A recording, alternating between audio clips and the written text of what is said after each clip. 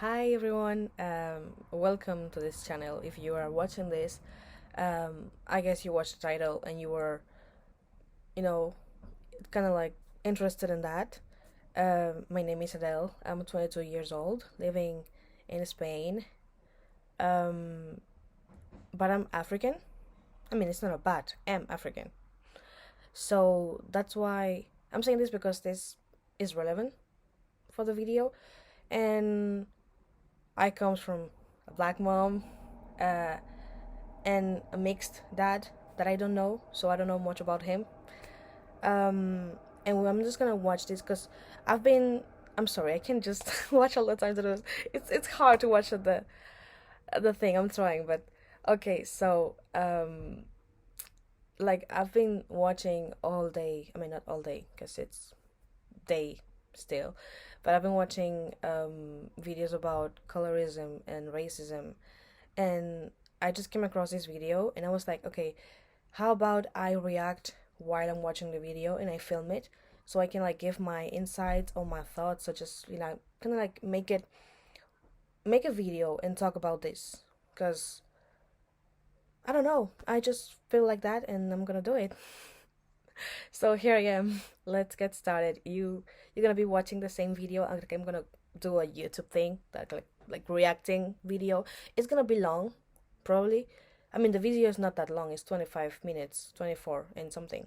But because I'm gonna be stopping it and just to say things, so maybe gonna be longer. So just sit down, get a cup of tea or whatever you wanna drink or eat or don't get nothing. I don't know how you watch your videos. And we're gonna get started with this not easy thing to talk about that we need to talk about because I want to talk about it. Let's start it. Africa, I came here to better my life, and I feel like personally we need to stop using the word racism when we don't get something or when something don't go our way, and just Let me jump in real quick.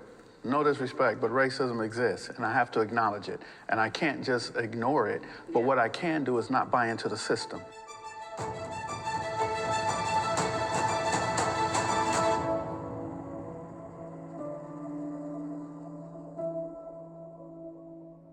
Step forward if you agree. Slavery affected my family.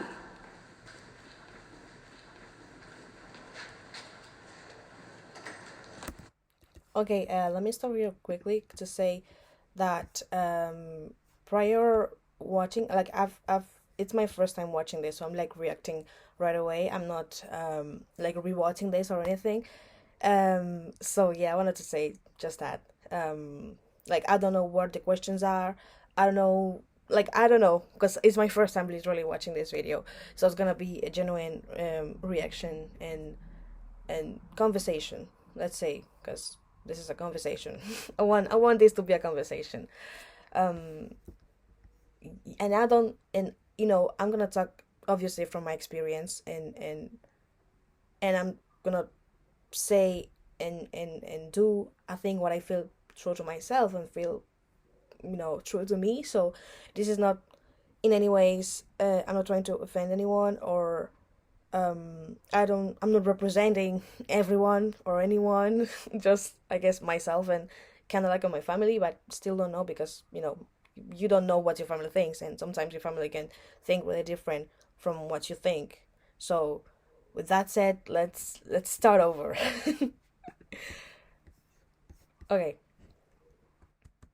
Yeah, I mean, that's just evident in my Wait, the question slavery affected my family. Okay. Um okay, let's hear them and then I'm gonna talk after. last name, King. I mean, that's the brand of the slave owner that put that name on my family all those years ago, and I'm still wearing it in those ways, along with the compounded, economic disparity, social disparity, mental trauma, all of that. I mean, it's tethered forever. So to go back to slavery and talk about post-traumatic stress disorder, it has never stopped. So there is no post. What my great-grandparents were teaching my grandparents, who taught my mother, who taught me, came from what they learned through slavery. So there's a lot of fear, a lot of insecurity, a fear of society, a fear of law enforcement. So slavery has made a major impact where the low self-esteem is consistently reoccurring. I think for me, growing up in Los Angeles, California in the early 1960s, there was a stereotype that I didn't want to be black. I didn't want to be African because we come from Africa or we're slaves. So I want to be a Chinese boy. I want to be Bruce Lee. So growing up like that, I didn't like myself and who I was. I didn't like the color of my skin or the way that I spoke. So I emulated other people. I wanted to be something that I was not. It's very saddening when you can literally only go back a couple generations and then it's like the documents just don't exist. There's no record. It's like, you know, my family has completely been erased. In that same point too, in the time that we've been here, we've created an incredible culture and we have so many things to be proud of. And I always reframe the narrative myself and I speak of my ancestors that were enslaved as, you know, doctors and healers. And it's like, you know, we were taken because we were talented, Right. You know, because we had skills to offer. And we built this country, so. And still building. And still building, that's something to take pride in, so. Can the disagree step forward? Slavery didn't affect my family, but we did suffer a different type of slavery back home. Like we went through colonization. Wait, okay. He is Cameroonian. So am I. Didn't know that. Okay, first of all, obviously, I'm neither of these people. So, like I was saying, I'm not gonna. They are talking of from the experience or from the life, and I don't know. Did slavery affected my family? I really don't know, cause I don't know. Like I didn't even know my grandparents because they passed away before I was born, and it's not like my mom has like talked to me about family, and you know my family is a huge family, but still it's like we don't talk about those things. First of all, enough. I mean, not in Africa, but what I know, it's like, you know, like, you know, older don't talk with like children's in a way. Like they talk about what is needed to be talked, but we don't talk about these type of things. At least in my family is that way. Like we have a family group, like a WhatsApp family group, and WhatsApp for those who doesn't know is like the app, like WhatsApp the app. It's like not an app when you can just you know make a group of people so they can talk together. So I'm in that family. I mean, I'm in the family, of course, but I'm in a group that like when there's like decisions to be made or things like that, like I don't do it because I know that I won't be listened and that my opinion doesn't count. Like it's just easy as that. Why? Because I'm a children, and not that I'm a children like a child. Like I'm 22 years old, you know, but like in their face, in their eyes, and I'm talking about my older uncles and all of that. Mostly uncles because there are also women in my family, and my family is pretty womanhood type of thing because my grandma has had 9 children. So yeah, was a champion on that. And the first 3 are like women's, but still, when one of my uncles is talking, his answer will be more respected than what they say. And you know, there we are entering like obviously patriarchy and sexism, because that's what it is.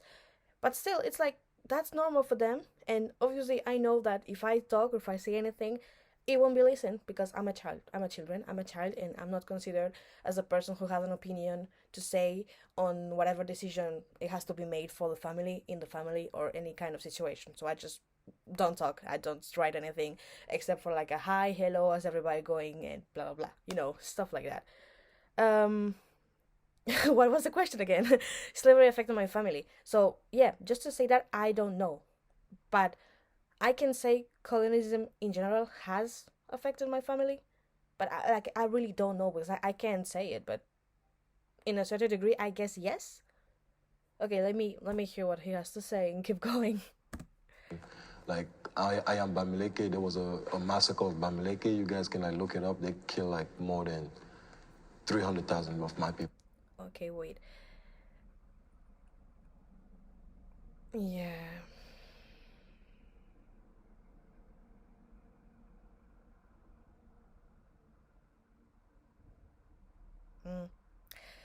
Okay, just I was reading. I was reading. I was reading in silence in my head. Sorry. But you can also do it, so that's cool. That's what's cool about this. Um, I'm not a Bamileke. I come from another tribe, or I don't know. It's a tribe, I guess. You know, I don't know how to say it. Um, so and obviously I don't know things about my own country. I'm still learning. I still need to learn, and I'm still um every time I can, I try to Google and watch things and documentals and videos. And so I didn't knew this, for example. That's something I didn't knew, and I just learned it now. I mean, yeah, it's sad. It's sad. Any But I think any African country that has gone through this can say like the same thing, because for countries in the 60s, in the 70s, or even like after that, to be independent has been a fight, whether that be in Africa or in Latin America, for example, with the Spanish um people, or whether it be like the English people with all of the Commonwealth countries, and still is a thing today. So yeah, I can just talk about it globally because I don't really know the details. Let's hear more of him. because we didn't want to assimilate to the French culture. But it's still nothing compared to what you guys' ancestor like been through, you know? I wouldn't want to minimize that pain, though. What you just said hurt me. That 300,000 people were killed because they would not conform to the colonization of the French people. So that is just as painful and hurtful as the trauma that we suffered here in America. I can't share the same experience that you have went through and your family.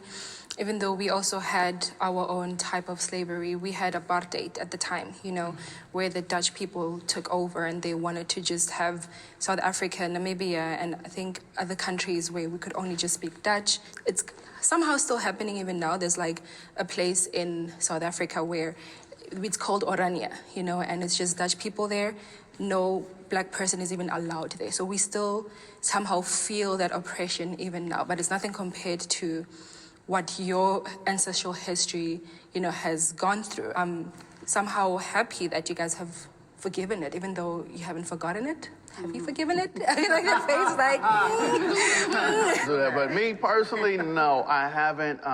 But I want to work through the change. But no, I have not forgiven because it's a system that's still going on. And from what I'm hearing from you guys, there's a system that's still going on in Africa as well, and it's a war on us. Racism. Wait. Before they go to the next question, yeah, of course. In Cameroon specifically, come on. There were three countries that like took over, kinda.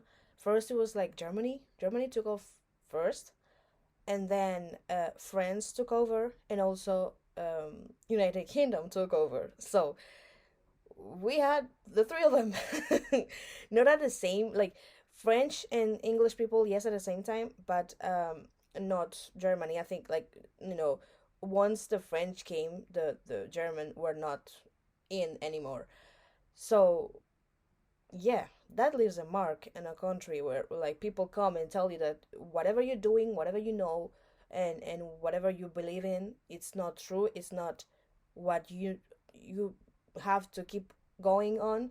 And they just, I mean, colonization basically, what was that? Like, we are better, we know better than you, we do better than you, we look better than you, we are gonna teach you how to do this, how to do that, how to not do this, how to live, how to think, how to believe, how to act, how to, like, everything, because you guys know nothing, and you're not smart, you're not pretty, you're not valuable. And like, this is a thing that anyone can, if you don't know this, you have a serious problem. Like, look out colonization and a lot of history, and gosh, it sometimes made me cry, because when I watch documentals about it, it makes me sober till God. And even think about it now, it makes me emotional, because I've watched the story, and I remember there's a movie about this man.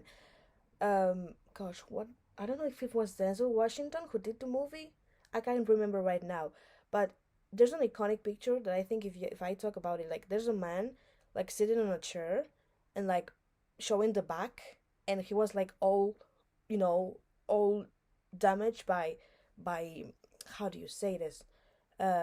Not slapping, but like they were hitting him with something, and so he had his back like bleeding, and he never cured. So it was like all the back. Oh God.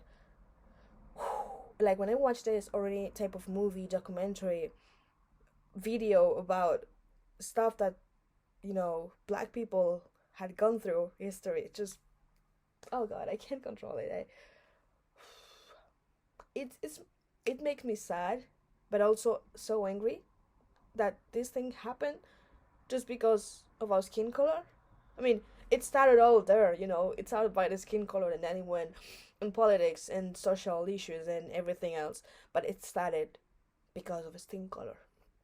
And that's just something that we can change. I mean, now we can, but that's another debate, anyways. Oh, okay, let's keep on going, please. Is the main cause of poverty among black people in America? Yes. Yes. Racism is a very big issue that, talking about it, I'm really trying to be careful to not like say anything that will be insensitive. If opportunity is right here, they will give it to people of other race than African American and Africans too. So if there's a job that maybe have math requirement, I feel like they'll pick an Asian person, or they believe, oh, African Americans will not dress appropriate, so they will pick another person. They will always like pick people that are not black over people that are black. And I also think, I think the crucial missing point when we talk about economic disparity, time is the most valuable currency. And if you have a stock that's like the American dream is the stock, and during all that time, all that asset, the American dream was appreciating, and you're not allowed to take out business loans, you're not allowed to read, you're not allowed to write, you have to first fight to become 3/5 of a citizen, then you got Jim Crow, and then you got everything else. It's like you're now having to buy in at a price so high because the time is irreparable. You can't get that back. One black person today cannot, in one lifetime, achieve what generations of white families were able to do simply because they didn't have to compete with us to do it. Yeah, I agree with you totally. Yeah, I was thinking, just like you said, from a historical standpoint, we start with slavery, then that's centuries, generations of stolen labor, like you said. Then we get into Jim Crow, which is just an extension of that. Then we have redlining, we have mass incarceration, we have events like the bombing of Tulsa and Rosewood in Florida, and all these different examples of our wealth being decimated. And I don't say that to come from a defeatist or a victim mindset, but I think if we just have an honest conversation about history and what we've gone through when we've been here, racism is definitely a big part of that. And there are a lot of successful black Americans, a lot of millionaires, a lot of, business owners, but they're exceptions for sure for a reason. And there's a big difference between income and wealth. I would like to challenge the... Oh, sorry. Yeah. Racism is the main cause of poverty among black people in America. I will change the in America and say in the world. Because those pyramids when like in at least here what I studied in history, there were like a pyramids of like people, and there was like the church, and like even not just the church, but like let me say like a how do I say, like they were the king, like back in medieval times, there was the king here, and then there were his consultants and people who gave me the money to stuff. And then there were like, this pyramid, there's always been a pyramid in any society that you want to do. Like there was like rich people here, and and we talk about this and go on until we are in the back and like at the bottom of it. And at the bottom they're always black. They're always black. Like no matter what society you pick, like black people were always at the bottom and still are at the bottom. And back in the day we were slaves. Now we're just people. But I mean, we were still people. That what I mean. But like now, even now we are still at the bottom, because if you think about the world in general, the world has a white center, like is the how do I explain this in English? Like the words aren't coming exactly how I want it. Like the word is like the leaders of the world are, most of them are white, most of them are white and men's, so that doesn't help at all. So like at the bottom of this we are black people, and then we're black women, because like white, like no, sorry, black men's will still get it better than movement, because like there's always like you have men's and women's, and you have white men's, white women's, and then black men's and black women. So at the bottom of every society, everything that you do, there's gonna be a black woman. And this is what makes me even more angry, because women's and black women's always have it more difficult than any other person out there. But let's keep on listening. Feel that African Americans are lazy or that we don't have a good work ethic. I think there's this perception that, we're here, we're in America, how are we not doing better for ourselves? So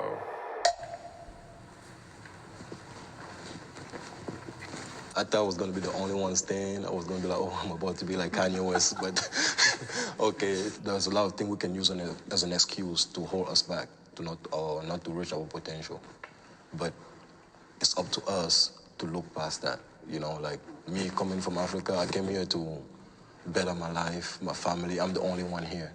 And since I have been here, there's a lot of bad things that happen to me. There's also a lot of good things that happen to me. Us African or African American, we need to like look past like racism and like just focus on our own goal. Like, what do we want to achieve? And we need to stop using the word racism when we don't get something or when something don't go our way, and just keep trying. Let me jump in real quick. No disrespect, but racism exists, and I have to acknowledge it. And I can't just ignore it, but what I can do is not buy into the system. If I want to do something, let me be the entrepreneur. What I believe happened in the 1960s is that we started looking for equal rights, to be equal with other people. And what we stopped doing, and I heard you talk about Tulsa, we stopped using the black-owned businesses. Now, because you guys got to understand, the Fair Housing Act in 1968, I'm 5 years old. That's when we could move off the east side of LA and move into other subcultures. So what I wanted to do at 8 years old was go to IHOP. I didn't want to go to the ma and pa restaurant anymore. I wanted to go to, let's go eat at the hotels. So what we did is stop supporting each other and started supporting corporate America. So the racism plays a major part, but we don't have to buy into it. I've been waiting to disagree with you, my brother. I'm waiting patiently. The thing is, even though I want to disagree with you, I get where you're coming from. When I see black people talking about racism, all that stuff, I'm like, what is wrong with these people? You guys have food, you have EBT, all this thing, and you're here shouting about somebody is racist too. Just leave that person and move on. I feel that way. Like, why are they always like complaining? But when Black Lives Matters started happening, like, I sat down, I said, I need to actually know why these people are pained. And if we look at the history, what they've done to them. Okay, sorry to interrupt. I mean, I'm not sorry. Oh gosh, this is what the video is about. But yeah, like I would say, in the world, if there's two countries that have been most affected by race, not racism, but just that have been more affected, like where black people have been more affected, will be United States and South Africa. Because like when I think about it, it's just that those countries to me had like the worst of the worst things happening in those two countries. Like with that, I think I don't know if I think it was the guy who took, no, the other girl with the, like the other girl right in the side with the thing in the hair with like long hair. She was talking about the apartheid, apartheid.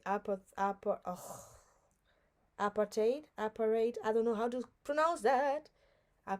Wait, because I cannot struggle that much with the word. Apartheid is apartheid or apartheid? What is it?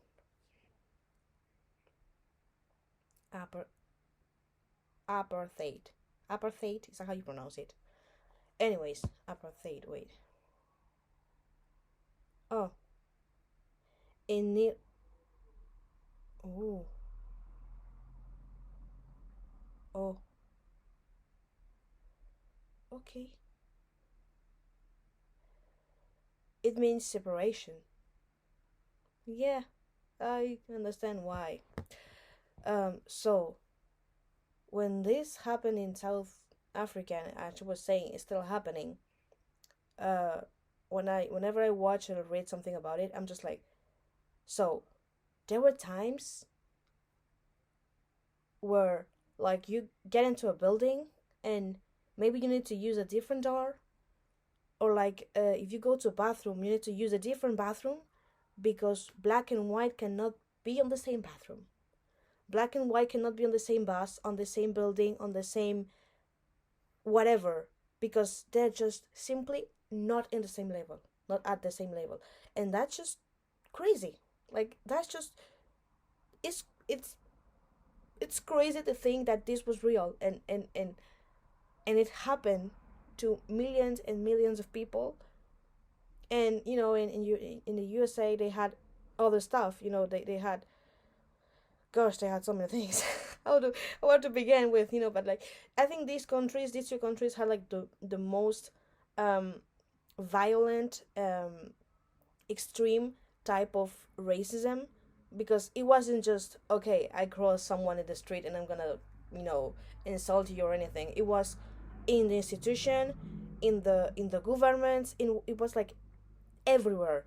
So it wasn't just a home in your neighborhood, or like a church, or like whenever you were going, it was like everywhere. So as did at this level, of course it's gonna limit you. Of course it's gonna like it's like you have invisible barriers every step of the way of you growing, becoming a person, of you becoming like taking a job or doing whatever you want to do, because there's always going to be a door that's going to be saying, no, you cannot do this because you're black. And that's the only reason, because you're black. Like it's not like you're unqualified, you don't fit this, you don't fit that. No, no, it's just because you're black.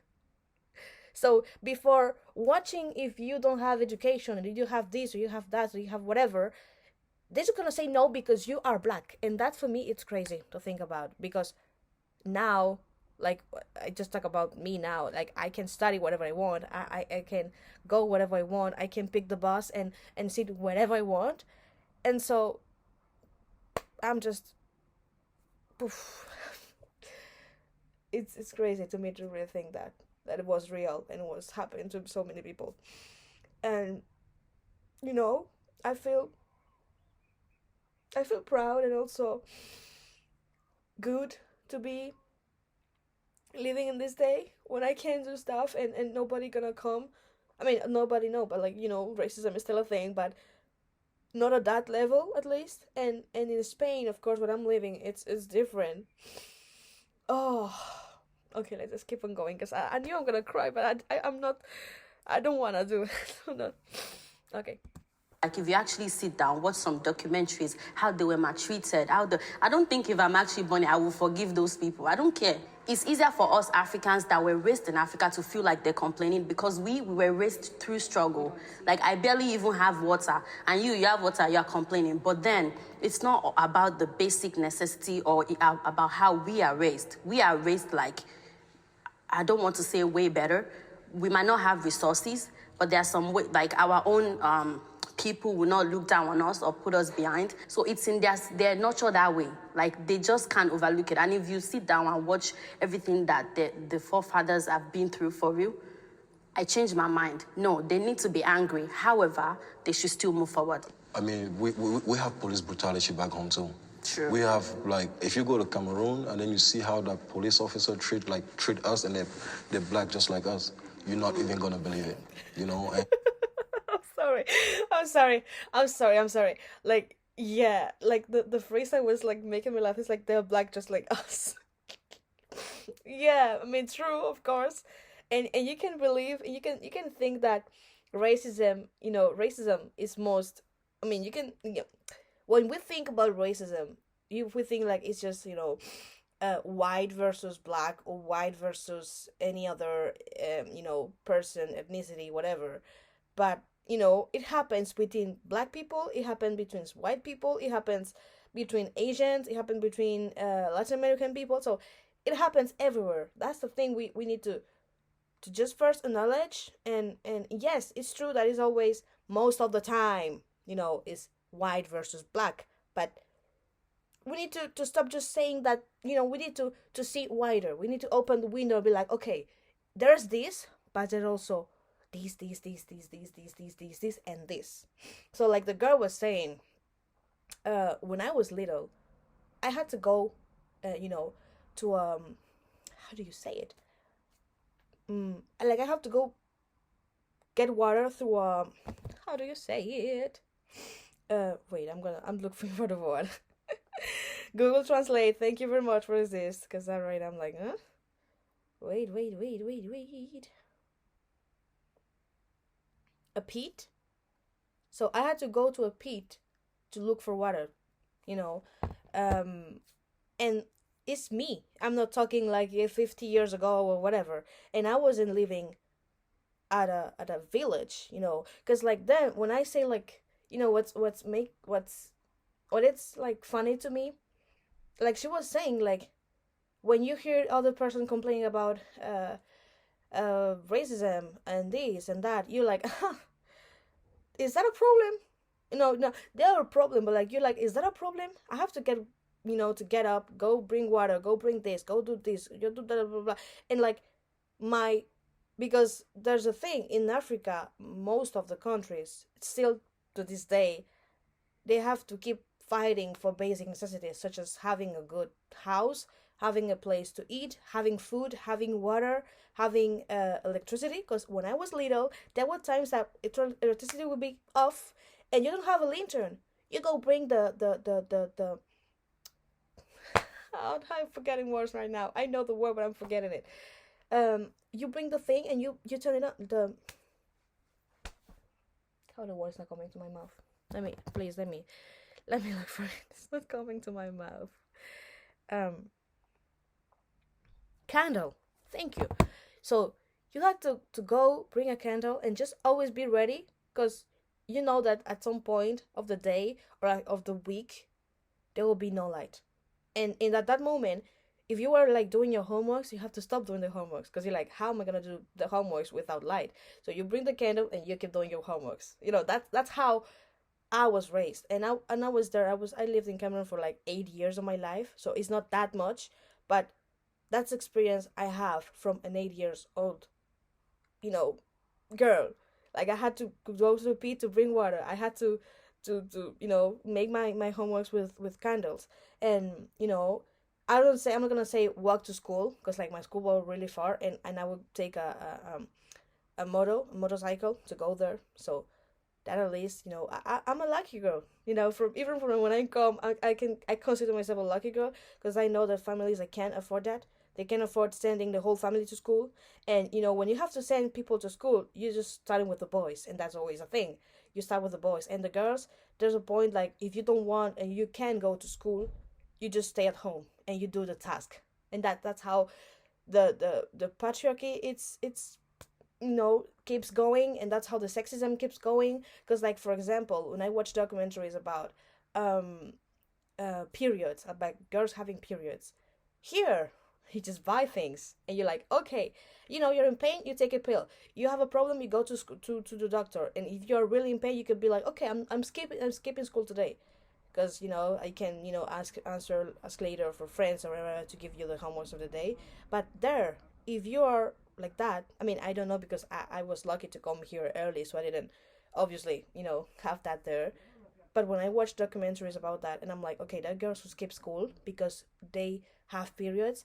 And it's not even like, periods are a thing that nobody talks about.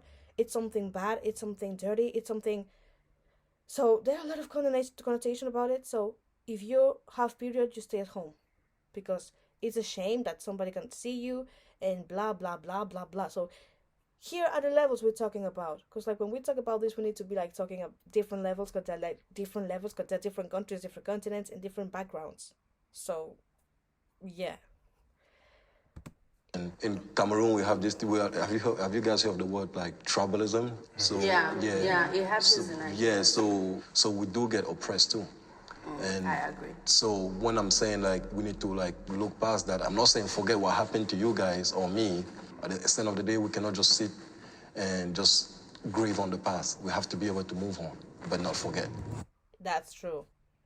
That's true, because, you know, here I am.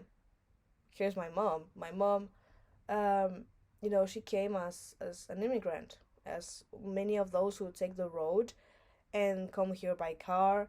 She even had to swim. Yeah, the Mediterranean Sea we're talking about. Yeah, to come here and without knowing nobody, without papers, and was treated like, okay, you don't belong here, go back. Yeah, literally like that.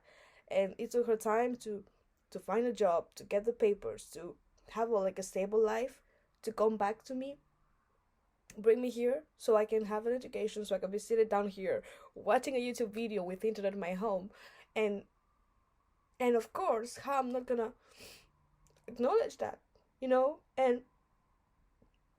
and on one hand, I'm really grateful for that, but sometimes, it gives you the pressure. It puts your pressure on you, because you're like, okay, I'm one of these many, many, many in my family, for example, or in the world, who are here, have the opportunity, so I have to do good, and if I don't good, if I don't go well, if I don't study, if I don't do this, that, I will be failing, because I had the opportunity and I kind of like didn't take it, didn't use it well. So sometimes I feel like that, like personally. I don't know if there are other people feeling like that too, but yeah, because we come here and we have, let's say, like everything, not like everything, but like, when I say everything, I mean like the basic necessities covered. Like, I'm not hungry, I have a hot shower in winter, I can buy anything I want. I mean, not anything I want, I can buy a yacht. I wish I could. I'm not a millionaire, but I have a stable life that let me I have had, and I still have a stable life that, that I can, I'm healthy, and I eat well, and I go to school, and if I'm sad, or if I'm not sad, sorry, if I'm not feeling well, I go to the hospital, and everything's gonna be fine. I have this security in here, so that's also, put pressure on being good, because there are people who don't have the same opportunity. There are people dying every day, every week, every month, every year, trying to come here, and it happens like in Spain. It's a thing, because it's close to Africa, to northern Africa.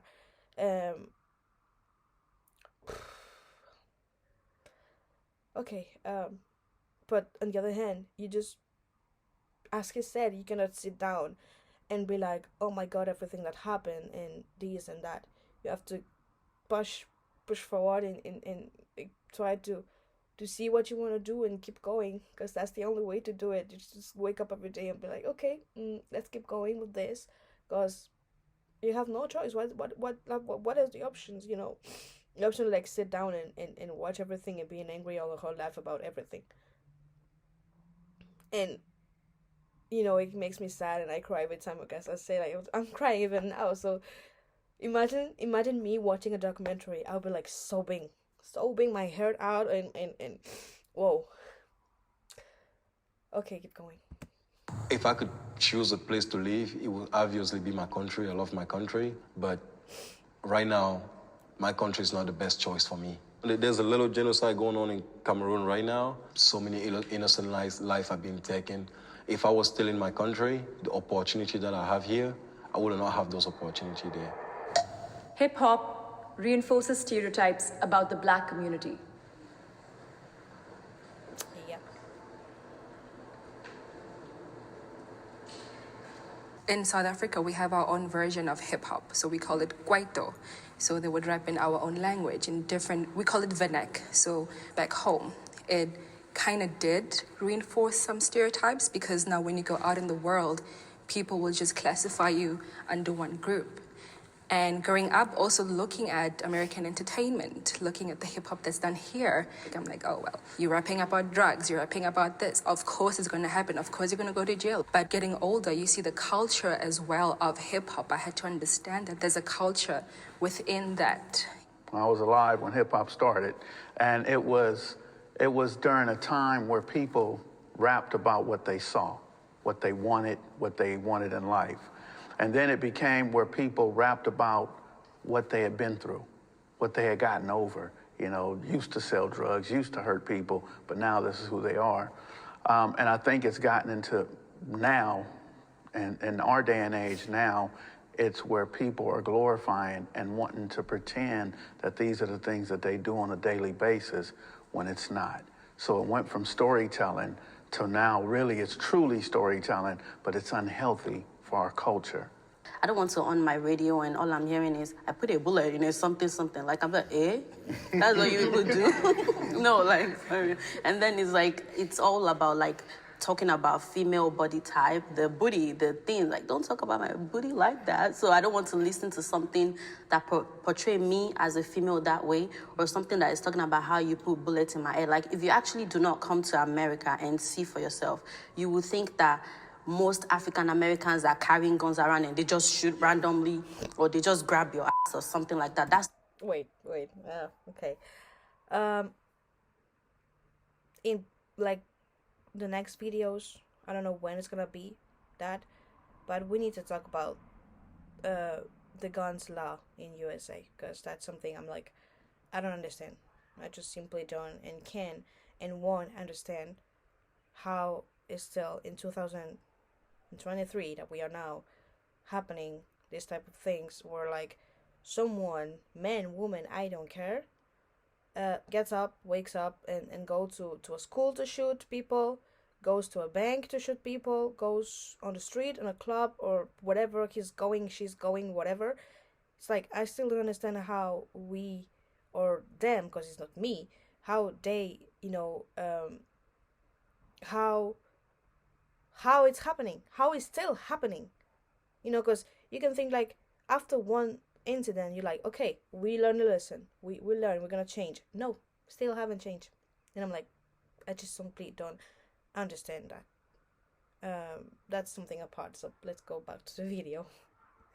With the music portray them, and music is a very important element in our society because it influences a lot of people, both young and adult, and then they kind of see all those stuff and they act like that, even though that's not what they really want to be. They act like that and behave like that. Like, if all these rappers are your role model, then you want to be like them, you want to be cool too. So in the end, it's about like the people that are packaging the music, and sometimes about trend is what people want to hear.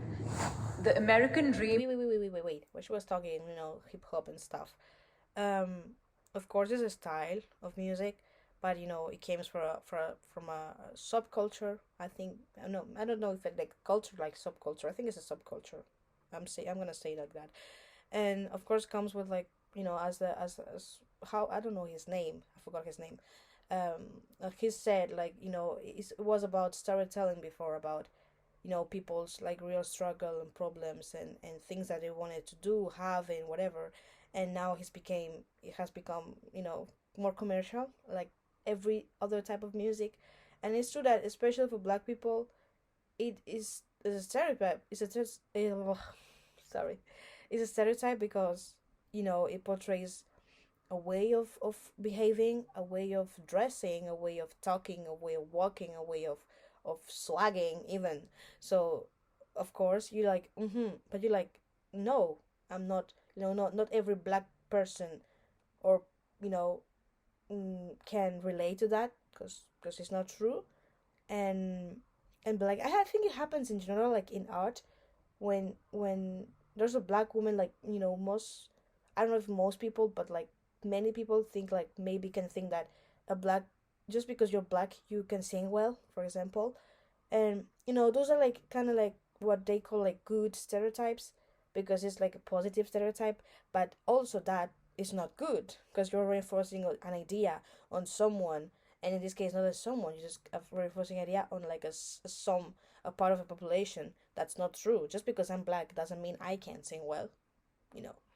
And just because I'm black, it doesn't mean I just listen to hip hop and only to hip hop, or that my favorite things is to rap, or you know what they were saying here. So I understand that point of view, and I yeah, let's keep on going. Gosh, it's gonna be so long. I'm sorry, but yeah, this is what I wanted to talk about today. Is only for white people.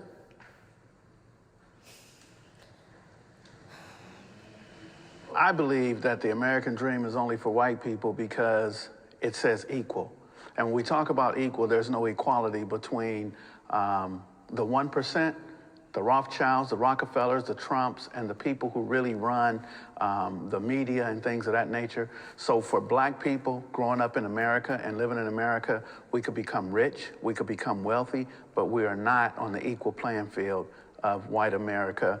The system of white supremacy, which is in the law enforcement, which is in the judicial system, which is in the prison industrial association, also in the politics. We are not equal in any of those terms. Let me stop it there. American dreams only for white people. You know what he was saying, he's right about it. You know, he's kind of right about it. I don't know. Let me think more and keep watching. When I was back there and when you were speaking, I started thinking, like, could we ever actually, as black people, have the American dream here in America? And I don't know if we really can, I'm trying to be careful with my words, but I do think there needs to be a degree of separatism. Like, black people, we really need to have our own to fully take part in that dream. This is their system. Yeah. Why would we dream of being equal in a system that wasn't designed for us? Ooh, wait. There. That's true right there. You know, when I'm thinking about it, I'm like, first of all, I don't know if I know what is exactly the American dream. No, I guess it's like, you know, coming to America and prosperate, you know, get your life better and everything about your life better. I get studies, working, or whatever aspect it is. I guess that we are talking about that. And if we're talking about that, he was right.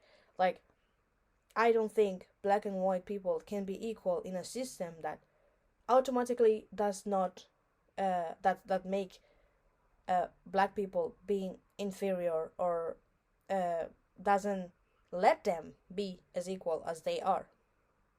You know, be as they are, because it's not, you know, and this can be America, or it can be any part of the world, again, because black people, and this is not, I'm not talking about Africans or African Americans here, I'm talking about you being a black people in any country, whatever you are, it's always gonna be harder. It's gonna be harder. You will have to push more and more than anybody else, and if you are a woman, it's gonna be harder, even harder. So this, no matter which country you are, if you are black and if you are a woman, you has it not impossible, but girl, you're gonna have to push through, and gosh, being as resilient and brave and courageous as you can be, because it's not gonna be easy at all. Like, whatever you want to do, whatever you want to study, you want to work, like whatever field it is, whatever country you are, it's gonna be hard. Simple as that.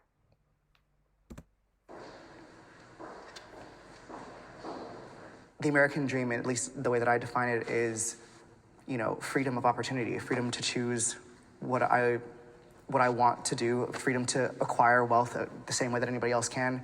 Obviously, we're fighting the tides of time on that and our circumstances, but it's hard because it's hard to honor that, but then also want more for myself. And I think that as black people, we're always teeter-tottering on that line of like, well, am I American? Like, do I get the American dream, or do we just tear all this down and build something new? White people are not the only people entitled to the American dream ever. Yeah. And I think that that's why we're all here, because our ancestors made it so that we can stand here and pursue that American dream.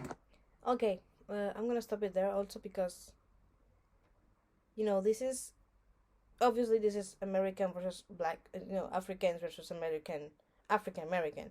So,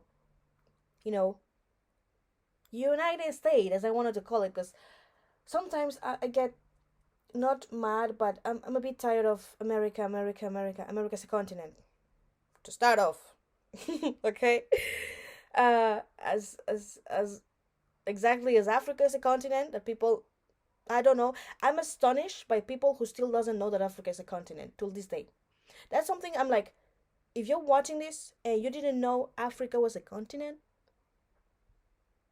like go back to to primary school, because like it cannot be a happening. Like you can lack in many things, but if you don't know that Africa is a continent, man, woman, whatever, Aya, Iya, whatever you are, get yourself together, please. So first of all that. Second of all, here, they're talking about the American dream, and I think it's an idea that can be, used in any other country. Like my mom didn't came here to look for the American dream, but she came here for better opportunities. So if we remove the American and just talk about the dreams and talk about, as he was, talking, like the same opportunities, the same, freedom to choose and to be something and to grow and to get your family together, get yourself together and everything. My mom came here for the same exact thing. She wanted a better life for her, for me, and that's why we are here. That's why, like, any immigrant who moves from his country or their country want, like when they're moving away from war, from hungriness, from persecution, from famine, for like anything that you want to talk about, you want to mention, they're moving away for a better life. They're not moving away because of I'm bored, let's go. Maybe some people do it, but immigrants, I'm talking here about immigrants, they do it because they're looking for a better life from themselves, from their future, for their family, for because we all want the same thing at the end of the day. We want to have a good job. We want to have we want to live a happy life. And to live a happy life, you need to wake up in the morning and knowing that you have food in the fridge, that you have food, that you have a fridge, and then you have food in the fridge, and you have a house, and you have everything that your body needs, that, and you're gonna be like, okay, if I want to drink water, I can go to the kitchen, open the thing, and the water gonna comes out, and not having to worry about these basic stuff that should be basic but are not, because of people still to this day who don't have that, and that's just painful and sad, and I just don't understand how it keeps going. But it keeps going because of capitalism and how the world is ruled by the 100% of the 1% of the population or something like that. So yeah, let's keep on watching. I wouldn't have been here if it meant that it was not for everyone. I wouldn't have even entered America. I feel like not just African, but other people as well in different countries. And from what I have seen, I've seen other people, even Africans and African Americans, succeeding in their own way. And that's why I feel like you said, you can interpret the American dream in a different way, whatever industry or whatever it is that you're focusing on, because there is a level of opportunity there. There is some way that you can be successful. Talking about Trevor Noah, who took over The Daily Show, it wouldn't have been possible for him coming in as an African. He got his American dream. It made us as well, other Africans, believe that it is possible. The American dream writes his check. So he gets to have wealth or whatever it is that he's experiencing, but the American dream is the one who writes his check, not him. I agree with you. I agree with you. But do you see how we would put it as he had his American dream, even though someone writes his check? But for him, or for some of us looking at it on the other side, that's his American dream, because his goal was to get there. The biggest cultural shock I saw coming here was definitely the lifestyle.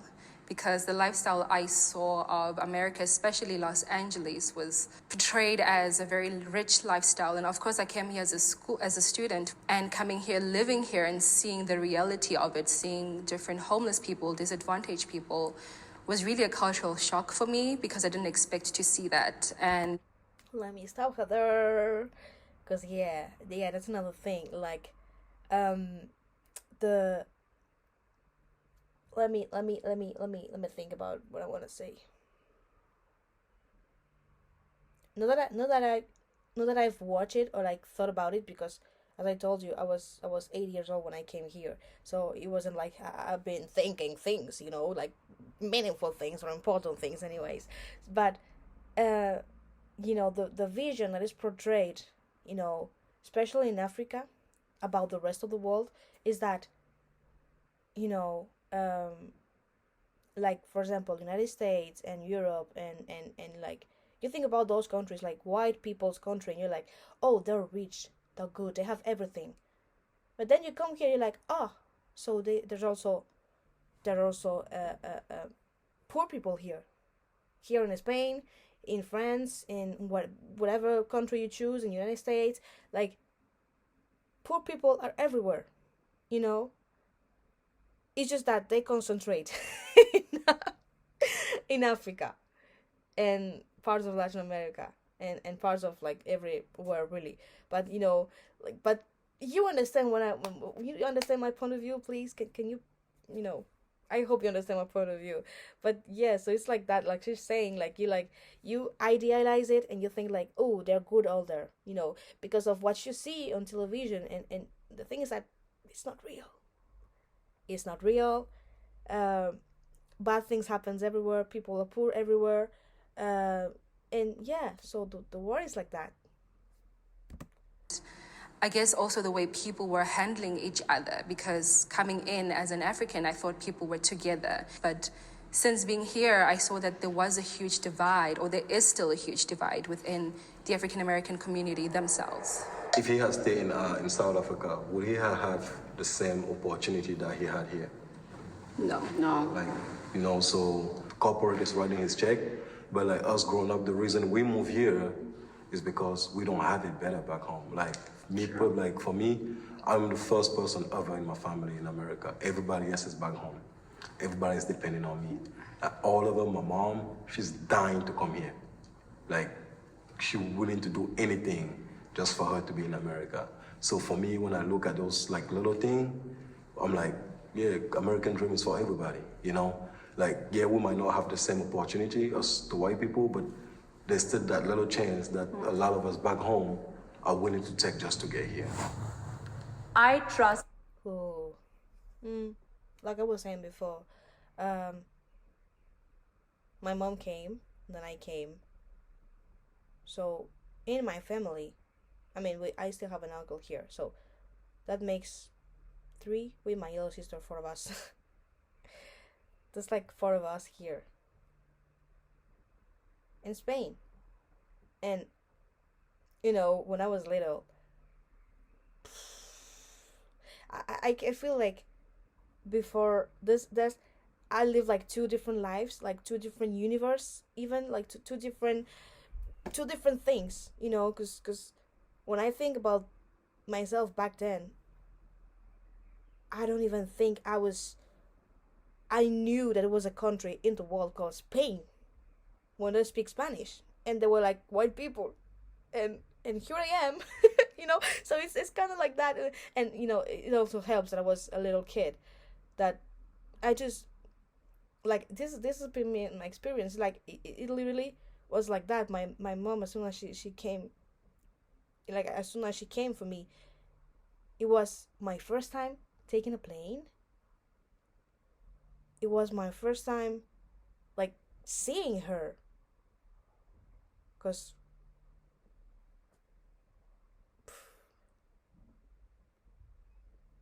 it was my first time seeing my mom. It was my first time taking a plane. And when you're a little kid, you just don't ration anything. You don't think about things. So I took a plane and came here.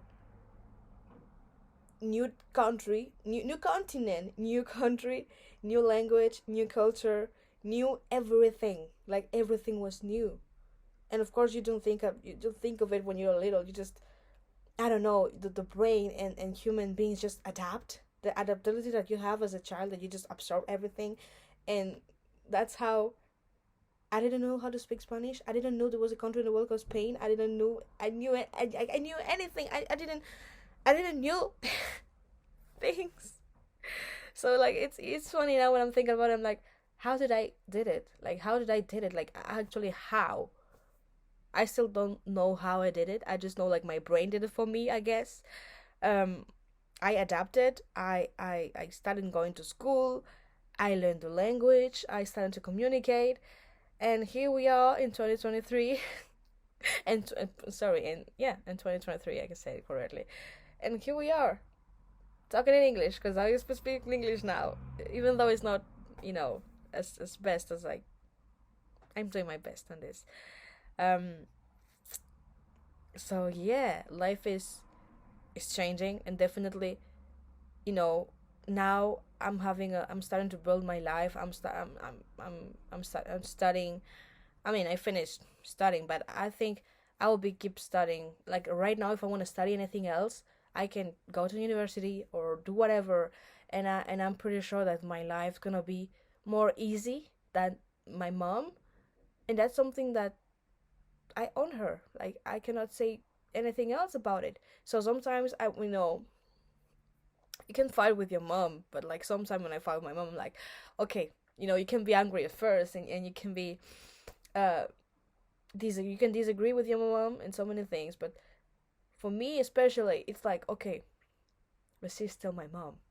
She's still the one who brings me where I am right now, literally, and I own her everything that I have right now, and the fact that I'm being able to dream about things, about projects, about doing this, doing that, uh, living, the fact that I can live whenever I want right now. If I want to move to the United States, I can move there. If I want to move to I don't know, Australia, I can move there too. I just need money, you know. But apart from that, and if I want money, I can work, and of course I'm gonna be, if I go out there, there's gonna be maybe someone's gonna look at me down because I'm black and because I'm a woman, because I'm a young woman, because that's also, the age also doesn't help when they need someone needs to take you seriously. Uh, but yeah, like I have barriers. Yes, I have things that people gonna say no, and people gonna look at me in this way or that way and whatever. But it's not. I cannot compare it to her, to what my grandma went through, to what all of their talking went through. So it's not the same, and I'm really grateful for that. So yeah. Law enforcement. I don't have a thing to say. All right, can the disagreeer step forward?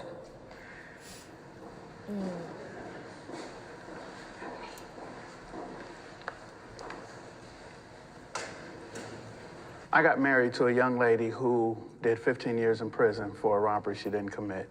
I myself was incarcerated for 6 months for a burglary that I couldn't have committed because I was in prison. So in 1987, I'm doing 19 months in prison. When I came home in 1988, I was given a burglary charge and I had to sit 6 months. And the judge did not kick it out because there's no way I could have done it. He kicked it out because they didn't serve me the warrant while I was in prison. So I don't trust them. They lie and they do things, and it affects our people. So many people I know who have been wrongfully arrested, wrongfully convicted, and they actually lie on the stand, so there's no trust. As you guys know, I am from Richmond, Virginia. It was the capital of the Confederate. I have been brutally abused by the police there. Like, personally, I was at the river on the 4th of July. I don't smoke. I don't do none of that. The police come and arrest me because I look like a drug dealer. Like, they, arrested me. What? The stereotype. Yeah, then when I was in high school, my senior year, my father went to jail over a car accident. And I was left alone at 17 years old. I was grateful. One of my teachers took me in and, raised me. I try to stay away from the police as much as possible. First of all, they're human beings, and I think that just because you put a badge on doesn't magically bewitch you with like integrity and a desire to actually help the people around you. I think a lot of times police culture comes from police families. It comes from like legacy lines and this whole like kind of like culture about stuff. I mean, I don't trust them any more than I would trust any other person. They haven't earned that necessarily, especially not as an institution. In its purest form, I think it's necessary, but they have a lot of living up to that to do and to make up for if they're going to be trusted. No, what we're talking here about being arrested or being suspicious, it's something that happened to me just once in my life. I was in Atocha because I live in Madrid. I'm in Spain, in Madrid, the capital. So Atocha is a big, like the one of the biggest train stations here, and I was just walking by. I don't even know where I was going to, but I was just walking by, and the police just stopped me and was like, papers, please. Just regular, I guess, regular things. And when that happens, of course, I don't, how do I say it? I've lived more in Spain than in my own country, and I speak the language perfectly, and I think I'm really well adapted here to be true. So I don't, when I see the police, I'm not like shaking or anything. It's just regular person to me. As anybody else could be walking, I'd be like, okay, whatever. So I'm not like, oh, the police is coming, I need to hide or to act certain way or to do this or to do that. So this is the case in Spain, and of course I'm talking about me, I'm not talking about everybody else. And I never had any problem with like documents wise, because as I told you, my mom did everything. So I can go freely and I walk freely without thinking that, oh my god, what I'm gonna do if I find the police, or if the police find me or whatever. I don't walk by going like that. I'm always like listening to my music and mostly in my world. So that's it. And so when they stopped me, naturally they were like, okay, and you need to see your ID. I get it out, and they were like, where do you live? And just asking me, I guess, regular questions. And they were like, where do you live? And I said the street and the number and everything. And we're like, where are you going? Blah blah blah. And I don't know, I just answer whatever I was going. And but the thing is that that day, I was with like two guys. There were because my mom, she does like football management. So I went to pick up two of the football players who just came by, and they were with me. So we were just walking, and they also asked the papers, and they were Italians. They were black, but they were, they have Italian papers because they were from Italy. They were Italians. Okay, so the thing is that they ask also the papers, and they're like, they turn to me, be like, okay, what are they saying? And I'm like, oh, just get your IDs out, and just want to see your IDs. And so they get IDs out, and I don't know, I felt like they were looking for something, or I don't know, just I felt like something could go wrong. And don't get me right, because like this has never happened to me. I've never been arrested, I've never been locked down, maybe not that I have noticed, by police or like anybody else. So, but like that day, I still remember to this day, because like that day it felt weird. I don't know if they was there because they were looking for someone, I don't know, but it just felt weird because like they kept asking questions, and I was like, at some point I just said like, is it okay, can we go, and or something sort of like that. And they were like, okay, you can go, gave my the IDs and went back. So but I could feel like, I don't know what it is, but when you feel like something is off, that's, I had a feeling. And just like that, it's not like nothing happened like them, of course nothing has ever happened to me that way. Is it true that when I was younger, I did face racism by gypsies here? There's a an ethnicity. I don't know if I can say that there. I mean, I can say. I think yes. So they're like gypsies from Spain, because the first neighborhood I was, that there were a lot of them there, and they will speed on me. They will speed on me, or nearby, whenever they will see me. And it started first with like words, and they will like shout out whatever, black and this and that. But then it went to speech, and my mom got really afraid of that. So at some point, we went to the police station, and put it a note. I don't know how do you say, like, we make a, uh how do you say, a complaint. Yeah, we made a complaint about them.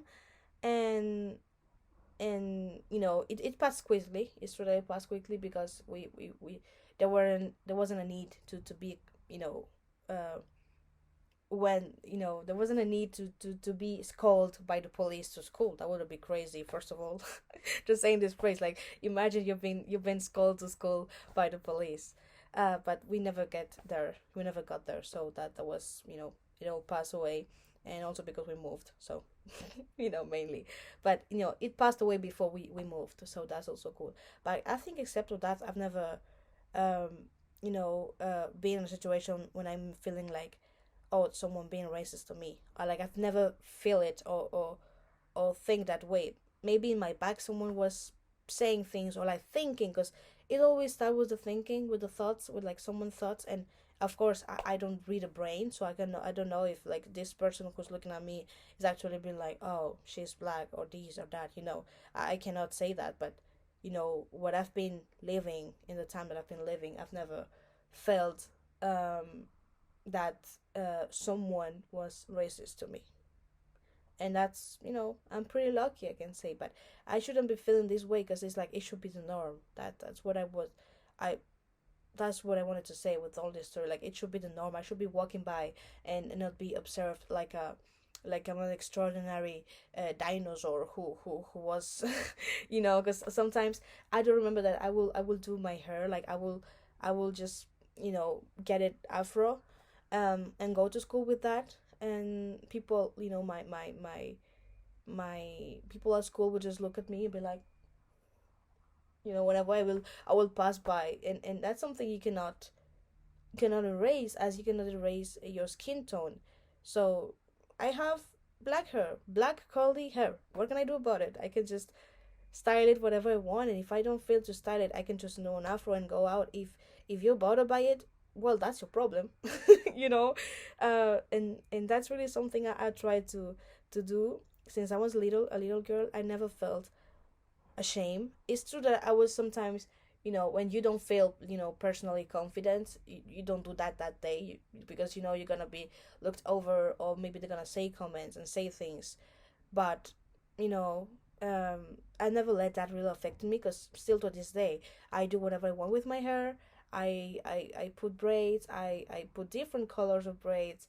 And if people want to look, let them look. If people want to comment, well, they can comment. If it cannot hurt me anymore, you gotta. I think as a black person, you develop a kind of a shield, that so you can work out. You can go out through the world and be like, let them say whatever they want to say, because I cannot change who I am. I cannot change where I'm come from.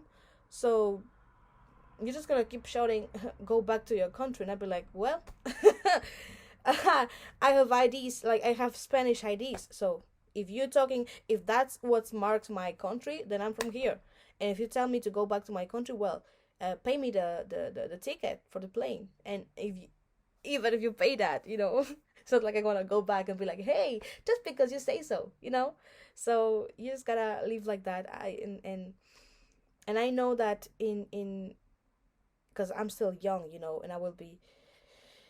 I don't know what will happen. I think when I maybe if I watch this video when I'm 50, whatever, I will have had different experiences. And of course, and I'm pretty sure I will be suffering from racism in any kind of form, way, shape.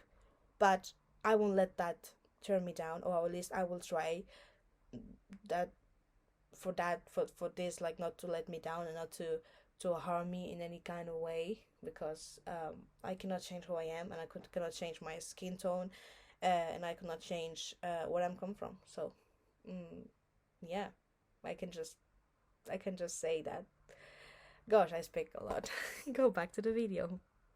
Seeing law enforcement here on social media and seeing how they treat people of color, from like hitting them. I mean, George Floyd, rest in peace. But just seeing that from my experience being here, I was scared, like every time I'd see a cop pass by, I'm like, okay, I better make sure I'm driving okay, because I don't want to be stopped, or make sure you're not in any harm's way, but it's sad to feel that pressure every time you see a cop going by. And even if they trying to help, but I wouldn't even want that help because of what I've been seeing on social media, and also seeing the case of people being wrongfully, taken to prison. That's like unfair. Like, what type of research are you doing before you arrest people? And I immediately thought about the history of the police too, just tracing that back to slave patrols, which became our modern day police departments. And the fact that like if you have a felony you can't vote, like that to me is like, talk about the loss of the American dream. Like you are a citizen of this country, you should always have a right to vote. Ooh, wait. Also, I wanted to say that it's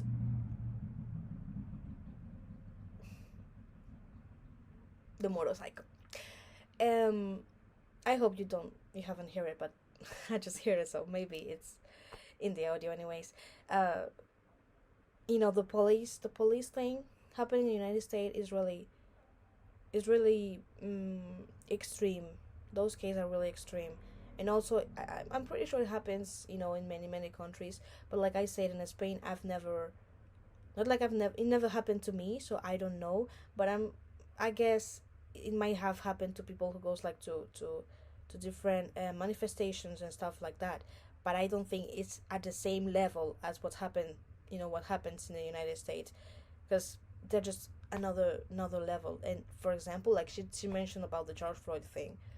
When George Floyd thing happened, just to think about it make me emotional already, because I remember crying myself out for that, because just simply because it could be me, it could be me, and that's just crazy to think that it could be me. And that's why it's even more shocking, because, and you can think like, oh, George Floyd is the first person that this happened. No, there are so many people that it happened before him. There's so many people that had suffered something like this or something similar, that it's just wrong that it keeps happening again and again and again and again. And really, I wanna have hope, but I think that it's something that would never stop, because there will still be people, and in this case, like police, there will still be the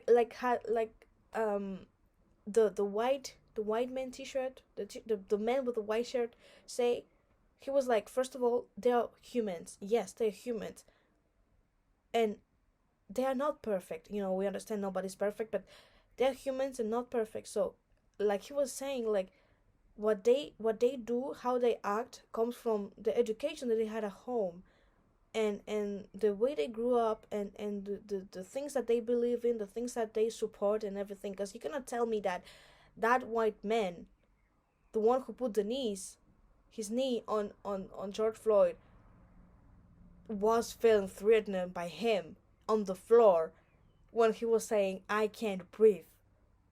That's like he was choking him to death, and he was just it didn't affect him.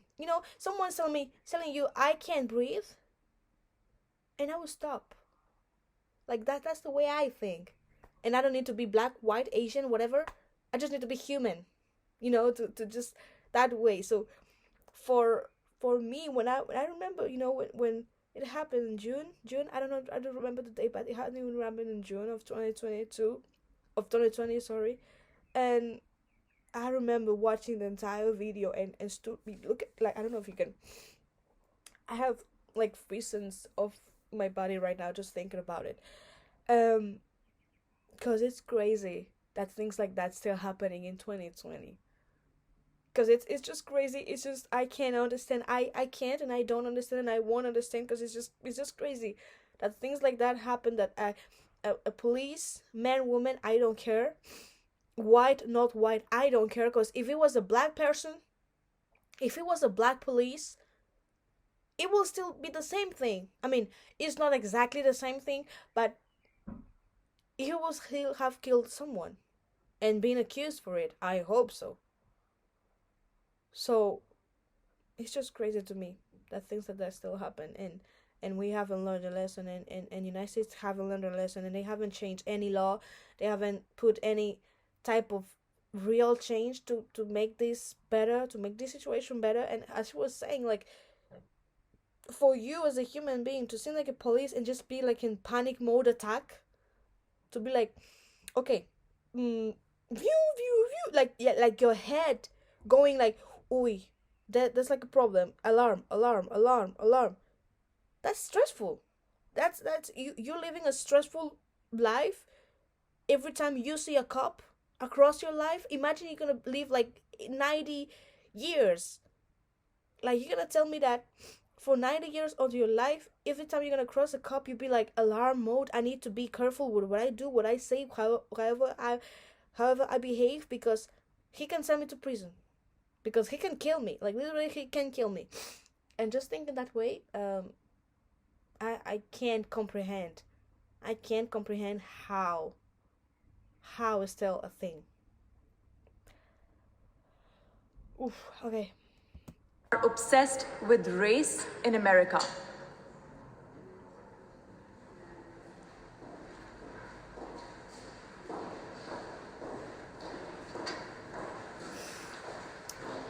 I think that word obsessed is such an interesting word, and I think that the way that that question is framed is almost as if it's like the onus is on us, like we're obsessed with race too much. Like, no, white people are obsessed with race in this country. They've made their laws based on it. They've cast us out because of it.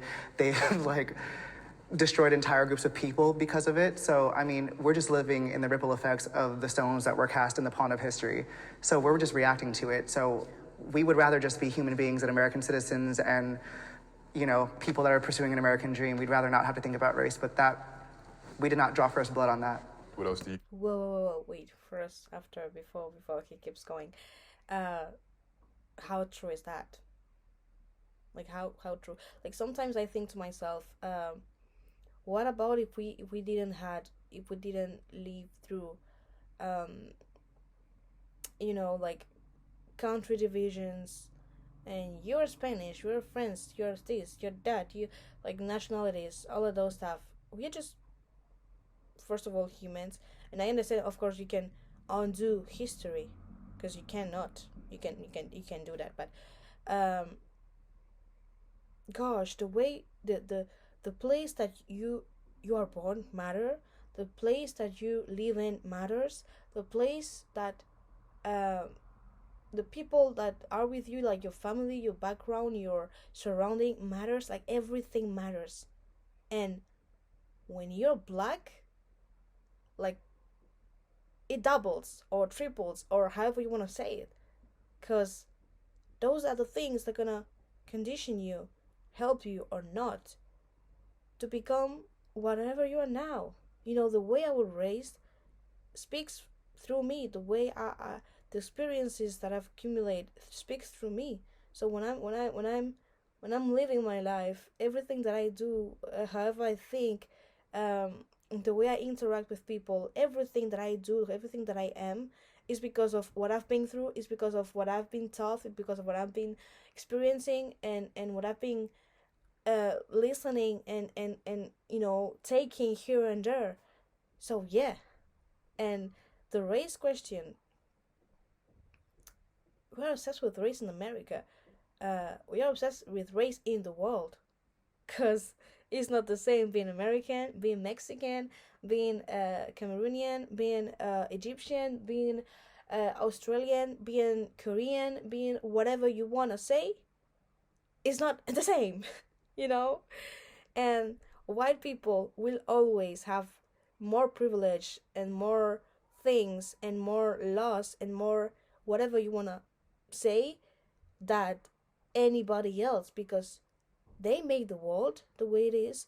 They put the laws the way it is. They write everything. They decide, and you know, we're just trying our best and living by.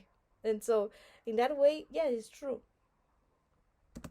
Yeah, like, I given the mean, history, I'm not like, obsessed. Yeah, For me, being in America give me an opportunity to like meet and like discover so many different culture that I would never see if I was in my country. I would just like maybe hear about it on the news. Yes, I agree. I think they are very obsessed with race. Even when you do like a easy application, like it doesn't matter what application you do, they want to know your race. They want to know, you know, why they don't have a category for Africans. You know?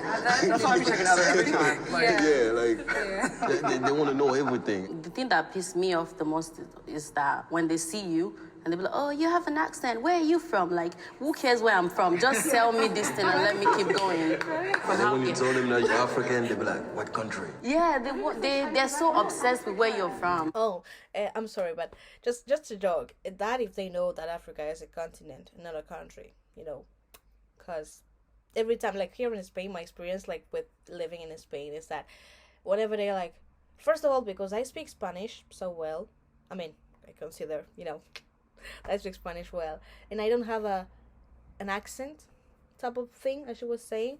So when I speak, you cannot, you know, most people in Spain assume that I'm from Latin America. Like I can be from Republican Dominican, like República Dominicana. You understand? And or like any other, you know, Latin country over there. But they never thought or never think that I can be from Africa. And then when I say Africa, they're like, oh, where, which country? If they, you know, obviously know that Africa's a continent. They're like, that, and then they're like, which country? And I'm like, Cameroon. And they're like, oh, like, the O could be lead to, oh, I know it, or oh, the, I'm surprised. Is that a country? Does that exist? You know, I think, I imagine in their head, you know, that they're like, oh, that's a country. Exists. You know, so I think in like just geography and history, the Western world still has a lot to learn about, you know, Africa and stuff. And I think the same we do, because you know, I've been living all my life here, so I've studied history, but I say, like, you know, okay, I started thinking about this when I watched an Emma Watson interview or video, I don't remember exactly. She was talking like, she studied, obviously she did all her studies in United Kingdom, and then she went to America. I don't remember which school it was. Wait, did she went to America too? Gosh, I don't remember exactly, but I remember her saying like the history that we are learning is from just one point of view, and I completely agree with that. Like the history that I've learned here in Spain is about, you know, Spain. Obviously, it makes sense, but it's just that. And even if there's like, let's say like all the globe history, it will be mainly like, you know, first and second world war. So, but except for that, and the rest that you have being all the world is colonialism mainly. And so we are never portrayed in a good way. We are never the protagonist. We are always the people who suffers the consequences, the actions, or whatever they're doing. So in that way, yes, I think that needs to change, you know, that they need to the Western world. And when I say the Western world, I'm like, you know, Europe and US and all the so-called developed countries, you know, that they need to change the way they teach history in many places. Maybe not in all places, you know. So it says, so it speaks for everyone, I say, you know. I don't even know what I was going to say with this. Yeah, but like, yeah, that's keep going. She like Wakanda. Like, I don't believe that there's an obsession about race in America. I believe that race is a distraction to hide the power, the wealth, and the access to it. So a lot of times there's something put on the table like a rock being thrown, and I hold my hand, and that's the racism between black and whites, between blacks and Hispanic, and other cultures have come here. We'll talk about race just so that we don't have access to the power and the wealth, and I think it's done on purpose. I mean, I don't think... Okay, I understand his point of view, but I don't think that it's totally true. Like what I think, like, you know, he's saying, like, you say race, and so you talk about everything, but, like, yeah, because all of that he said, like, all of the wealth, the economics, the politics, the whatever, it's underneath that, you know, like, one thing is not separated from the other, you know what I mean? Like, you cannot, you being a black person, you know, has an impact on how you're gonna live, because the laws made for you not to reach a certain money, to a certain job, a certain way of looking, and to you being black affect all, like, every single part of your life, of your, like, that being fashion, that being work, job, friendship, relationships. You being black affect it all, so you cannot just, you know, separate race and the rest of the things, because they are, like, together, you know what I mean? But I understand his point of view. A power that allows us to talk about race if we don't look past it. Some of the question prompts that I see differently, and then when I hear somebody say it, I'm like, that actually makes sense coming from their perspective. So it's been really beautiful having this conversation with you guys. You guys are very knowledgeable, and I've learned a whole lot from each and every one of you today. Going into this with, like, the title of the series, like, African versus African American, I think that, like, people were gonna come in thinking that we were gonna be, like, guns blazing, but this is such a beautiful display of unity. I love it. It, like, gave me so much life today. Yeah. It was... Oh, it's done. I didn't notice it was finished. Yeah, it's done. And this is gonna be so long, but I hope you like it. I don't know. I think I'm gonna do more of these. So there's a way of me, because, like I always say, like, I've watched so many things. I try to read as much as I can. I try to watch things as much as I can, documentaries here on YouTube, not on YouTube, like, in different stuff, so I can be you know, so I can be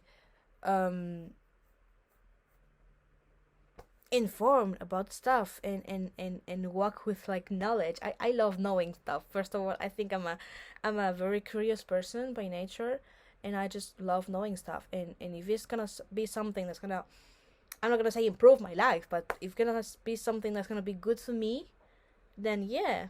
And it might make me cry, it might make me angry, as many stuff, but it's still something I'm doing because I like it, and because I want to learn. And, you know, the more I know the more I know, oh my god, it's not coming, the more I know, the more it's, I don't know, I'm gonna leave. I wanna feel like it's that. And so thank you very much for watching this video. I don't know, just let me in your comments and your feelings and whatever down here in the comments. And thank you very much for watching till the end. You made it. You made it. And yeah, just to a point, I do sing because I love it. I don't know if I sing well, but yeah, I love to sing. I have a personal channel that you can check somewhere, you know, when they say other channels. So yeah, oh my gosh, it's been intense. I'm gonna say bye because I don't want this to be like 2 hours. Joking. So yeah, bye, and see you next time. Thank you very much for your time.